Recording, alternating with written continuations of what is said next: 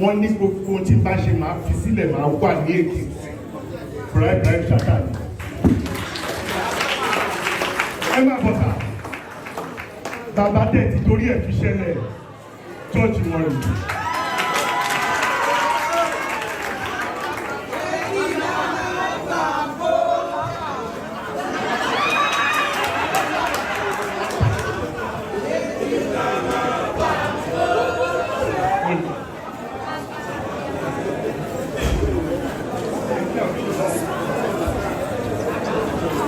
Praise the Lord. Hallelujah. Praise the living Jesus. Hallelujah. Come on, Valencia. Hallelujah. Hallelujah. Thank you so much. Brother mi, ẹ̀jẹ̀ mi, kì í ṣe ìfẹ́ tíátà ni ó kù mọ́, ó ti di ìfẹ́ bí, ó ti di ìfẹ́ ara. So each time tí a bá post anything nípa ẹni tí mo fẹ́ sọ ẹ̀ máa kọ blood sísàlẹ̀ tàbí kí n kọ family. I really appreciate him so much. I love him. Kì í ṣe mú, kì í ṣe mẹ́, kì í ṣe tibí, but ìfẹ́ yẹn pọ̀ gan seriously. Àwọn náà fi gbogbo tí wọ́n ṣe sílẹ̀. As a matter of fact, wọ́n dé láti Amẹ́ríkà nítorí iṣẹ́ tó fẹ́ ṣe kán lè lò mọ́ àsìkò yìí ni. I know him very well. Tí ò bá fẹ́ wá kò ní wá. But a dúpẹ́ ní ọwọ́ Ọlọ́run. Mú ìwà Adémọ́lá orí.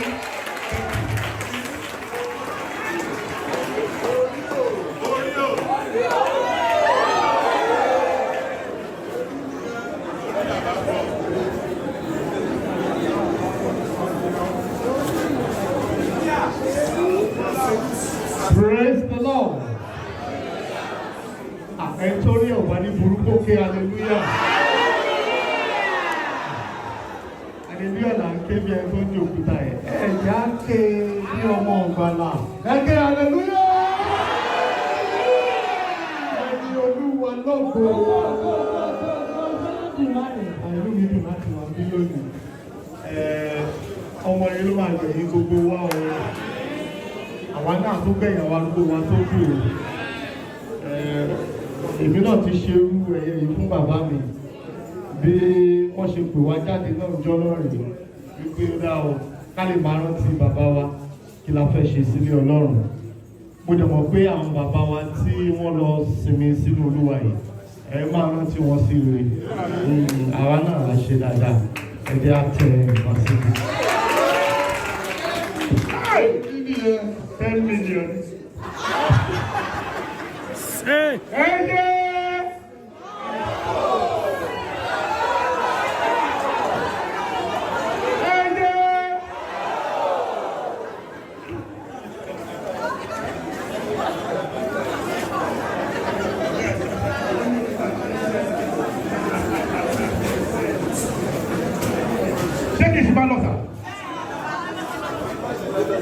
Baba, thank you. Ẹni tí mo fẹ́ pè yìí kò sí ìgbàkígbà tí mo bá pè é even ní ìdí iṣẹ́ wa tí à ń ṣe kí ó bísí ó ìmọ̀ wá ọ̀nà láti wá àsìkò tá a wà yìí nílẹ̀kùn tá a wà yìí kó lókàlùkù dúró ó dórí ẹ̀ níwájú ẹ̀ ní ẹ jẹ́ ká sọ fàyè kí wọ́n lè mọ̀ anytime ó pè dára tí mo fi respect ẹ̀ so much à ń sọ̀rọ̀ impromptu ní industry wa tó o bá plan ẹ̀ dáadáa tó jẹ́ pé kíákíá ọ̀fẹ́ sáré ṣe là ń pè é tí bá pè lọ́wọ́ kan ó ń bọ̀ ni ẹ wo láti àná lẹni náà ti wà níbí iyì àtẹ̀yẹ tọ̀sí Ọlọ́run wà pẹ̀lú ẹ̀ o Ọlọ́run á máa bá mi kẹ́ ẹ̀ ní gbogbo ìgbà ẹni ọ̀nà ni Ìrètí Ọ̀sáyẹmí.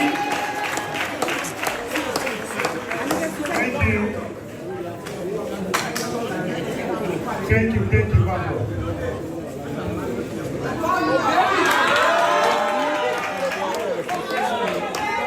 Praise the Lord.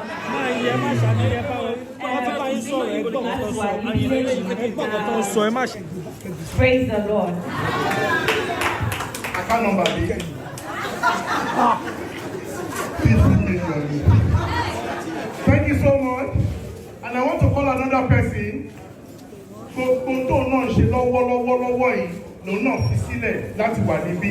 Wọ́n wà ní location lọ́wọ́ báyìí. Ó ní no sista ẹ ti mọ mo gbọ́dọ̀ fi iṣẹ́ tí mo ṣe ilé because mo gbọ́dọ̀ wà bẹ̀rẹ̀ àti àdán ó ó ní ó ti wà ń bí in fact láti ìjẹta láti bàtà ti bẹ̀rẹ̀ láti Abẹ́òkúta ni wọ́n ti wà pẹ̀lú wa títí tí a fi dé ibi ní òní Ọlọ́run àmàgbèyìnga ó ní sísá Ẹniọlá Àjàó.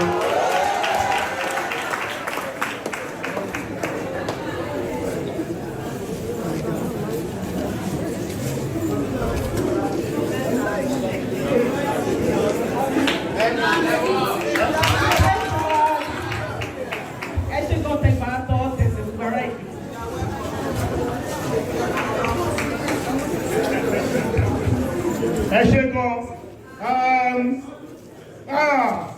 mo mọ̀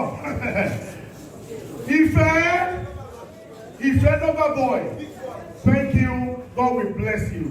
O ṣé gan láti surprise me, o ṣé gan seriously, mo kàn dédé wẹ̀ ẹgbẹ́ náà ni mo rí ẹ tó mo kàn máa ń yí ọrùn kiri ní tí bá kiri 360 torí ọrùn ilé ẹ̀ náà máa kọ́ gbogbo báyìí máa kiri ní Ìfẹ́ máa bọ̀ ilé Ọlọ́run la wà yìí máa bọ̀ God bless you. Bó ṣe máa ń ṣe lẹ́yìn yẹn ṣe times 100 yẹn bí fún ilé Ọlọ́run God bless you. Kọ́kọ́ kí àwọn èèyàn jẹ́ ó fẹ́ sọ̀rọ̀ bẹ́ẹ̀ kọ́kọ́ kí àwọn èèyàn ó dá sí hallelujah. Praise the Lord.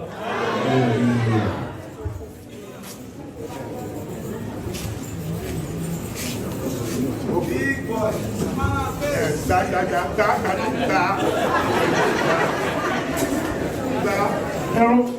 Ẹran mi létí. Make your start.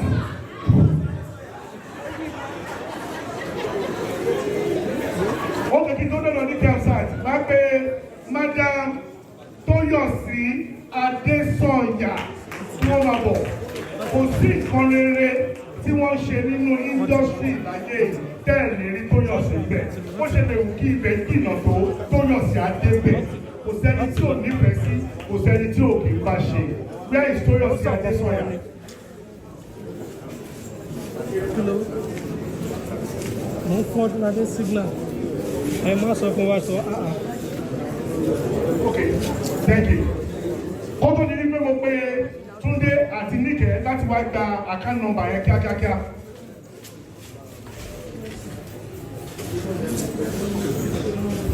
Kó tó di wípé mo pe Níkẹ́ àti Túndé láti wá gba account number yẹn. Ìgbà tí mo sọ̀rọ̀ lẹ́ẹ̀kan, ẹnìkan wà tó jẹ́ wípé ọwọ́ wọn náà ni wọ́n bí mi sí. Wọ́n máa ṣe dáadáa o. Wọ́n mú mi wá sí bàbá tí mo pè lẹ́ẹ̀kan yẹn. Bàbá yìí, ẹ̀rọ bínú sà, ẹ jẹ́ kí sáré sọ kọ́mẹ́dì kan nígbà tá a kéré ṣẹ̀bọ̀ bí ọmọ bọ̀dí làwa, dáàdì ọpọlọ ló máa ń lò wípé sọ bí ọmọ òwe ni wọ́n. So ìgbà yẹn mọ́mì kẹ̀dẹ̀rẹ̀ ti máa gbẹ́sẹ̀ báyìí. Kábọ̀ yìí náà kò lọ sí i. But àwọn gbogbo ọ̀nà lọ́bẹ̀ tó pé wàá já o. Máa wà lé inú ilé kọ́ni kó wà pa. Ọjà já lọ yẹ bàbá yìí o. Tó bá tẹ ẹ̀bà, ẹ̀mọ bẹ́ẹ̀ bá ṣe máa gbóná tó. Báyìí ní iṣẹ́ ìtìkẹ́ nìyẹn o, ẹ̀bà tó gbóná, bàbá yìí, pásítọ̀ yìí, wà ní rárá.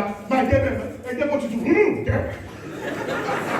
Bá a ṣe máa jọ jẹ́ tán oyin. Gbogbo Abẹ́òkúta bó ṣe wà, wọ́n máa mú mi, a máa rìn like 20 minutes la máa fi rìn.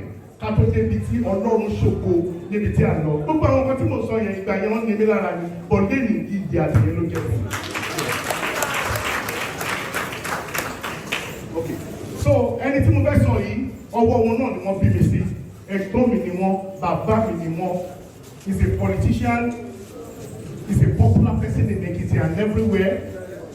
He's so intelligent, he's articulate, he's handsome, he's rich,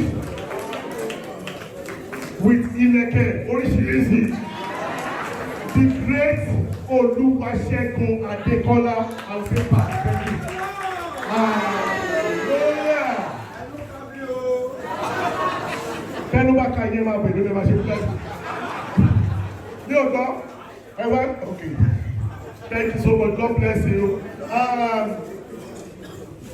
Níbi ọ̀gá mi wà bí mákẹ́tà ni wọ́n nígbà tí fíìmù sí tó ìmúta ìtì ìmọ̀bí tó ń lọ tó jẹ́ pé ọ̀dọ̀ wọn ló fi sí everybody máa ń ròyìn wọn dáadáa. pàápàá jùlọ ẹ jẹ́ kí n sọ àṣírí kan tẹ́ ìgbọ́rí lẹ́ni nítorí mo fẹ́ bí àwọn bàbá mi ẹgbẹ́ má bínú o àsìkò kékeré náà la lò láti fi àpòṣètò àwọn èèyàn wa wọ́n máa ń sọ ẹjọ́ mú ìwà Adémọ́lá máa ń sọ̀rọ̀ yín dáadáa fún mi ó ti tó bí ẹ̀mẹ́ta káàtì ẹ̀ sí mọ̀ pé wíwé lè fi báyìí mò ń sọ̀rọ̀ bí ọdún 8 sẹ́yìn wọ́n ní rárá o èmi ò mọ̀ but Epsilon Films and Marketing o lọ́dọ̀ tèmi o family so Alhaji Kazeem Afọláyan Epsilon ẹ má bọ̀ sá ẹ má bọ̀ ẹ ṣe gan ìṣẹ́jú méjì ló kú fún mi bí ẹ jọ thank you ẹ pẹ̀lẹ́ sá thank you so much ẹ ṣe gan. Praise the Lord.